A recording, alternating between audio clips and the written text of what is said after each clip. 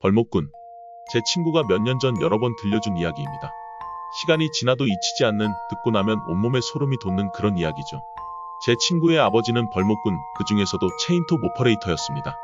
체인톱 오퍼레이터란 거대한 기계를 이용해 나무를 베어 일정한 길이로 자르는 직업입니다. 하루에도 몇십 그루씩 베어내는 고된 일이었고, 하루 종일 깊고 외진 산속에서 혼자 일하는 날도 많았습니다. 그가 속한 벌목팀은 나무를 벤 만큼 돈을 받는 방식이었기에 하루 16시간에서 길게는 20시간까지 일하기도 했습니다. 동료와 함께 일하는 날도 있었지만 절반 이상은 오로지 혼자였습니다. 가끔은 무전을 통해 동료와 교신하며 각자 맡은 구역에서 일을 이어갔죠.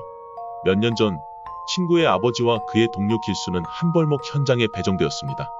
그곳은 산 정상에 가까운 깊은 숲속, 사람이 쉽게 접근할 수 없는 곳이었습니다.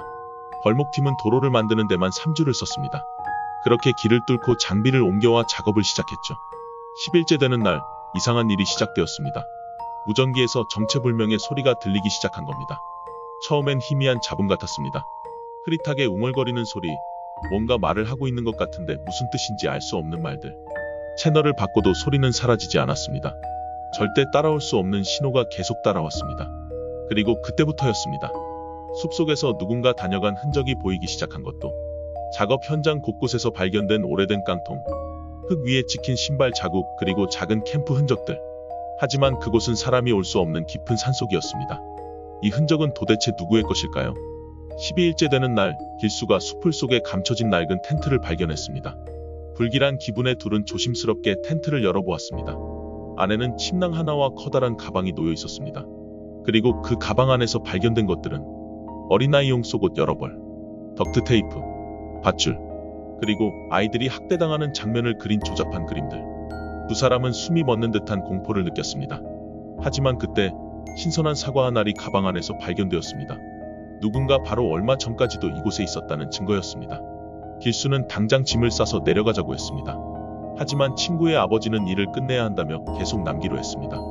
결국 둘은 무전 교신을 최소화하기로 결정한 채 작업을 이어갔습니다. 그날 밤, 무전기가 다시 울렸습니다. 이번에는 남자 2명의 목소리가 또렷하게 들렸습니다. 불 피울 장작 좀 더 주워와. 물이랑 같이 가져올까? 처음에는 평범한 대화처럼 들렸지만 그들이 텐트의 주인일 가능성을 깨닫는 순간 두 사람은 다시금 몸을 떨었습니다. 13일째 되는 밤, 친구의 아버지는 결국 무전기를 잡고 정체불명의 남자들에게 직접 말을 걸었습니다. 누구야? 여긴 뭐 하러 온 거야? 순간 무전기는 완벽한 정적에 휩싸였습니다. 답이 없었습니다. 그 침묵이 오히려 더 무섭게 느껴졌습니다. 길수는 친구의 아버지를 향해 괜한 짓을 했다고 화를 냈습니다. 하지만 이미 늦었죠. 그날 밤 자정 무렵, 길수가 친구의 아버지를 흔들어 깨웠습니다. 형, 밖에 누군가 있어. 캠핑 트레일러 바깥에서 발자국 소리가 들렸습니다. 자갈을 밟는 소리가 점점 더 가까워졌습니다. 친구의 아버지는 총을 찾았지만 총알이 어디 있는지 기억나지 않았습니다. 그때 트레일러 문 손잡이가 돌아갔습니다. 문이 천천히 삐걱이며 열려는 소리가 들렸습니다. 그들은 숨을 죽였습니다. 곧이어 문을 긁는 소리와 차가운 금속을 긁어내리는 듯한 날카로운 손톱 소리가 들렸습니다. 그러다 잠시 동안 조용하게 아무 소리가 들리지 않았습니다. 친구의 아버지는 길수와 눈을 마주쳤습니다. 결국 그는 손전등을 들고 문을 열어보기로 했습니다. 그리고 문이 쾅 하고 열리는 순간 차가운 칼날이 얼굴을 스쳤습니다. 피가 솟구쳤습니다. 비명을 지를 틈도 없이 누군가가 그를 트레일러 밖으로 거칠게 끌어냈습니다. 그때 또 다른 남자가 나타나 친구의 아버지를 발로 차기 시작했습니다. 길수는 망설이지 않았습니다. 그는 칼을 든 남자에게 몸을 던졌고 그 순간 다른 남자는 어둠 속으로 달아났습니다. 칼을 든 남자도 몸을 일으켜 도망쳤습니다. 그들은 숲속 어딘가로 사라졌습니다. 길수는 피범벅이 된 친구의 아버지를 트럭에 태우고 2시간을 달려 병원으로 향했습니다. 그의 얼굴은 피투성이가 되어 있었습니다. 칼에 찢긴 오른쪽 눈은 영영 원래대로 돌아오지 못했습니다. 그들은 경찰에 신고했지만 아무도 체포되지 않았습니다. 그리고 2주 뒤, 나머지 벌목팀이 작업을 마무리하던 중 그중 한 명이 실종되었습니다. 그는 결국 수킬로미터 떨어진 숲속에서 손발이 묶인 채 발견되었습니다. 그를 발견한 사람들은 말했습니다. 그는 이미 숨이 멎은 상태였다.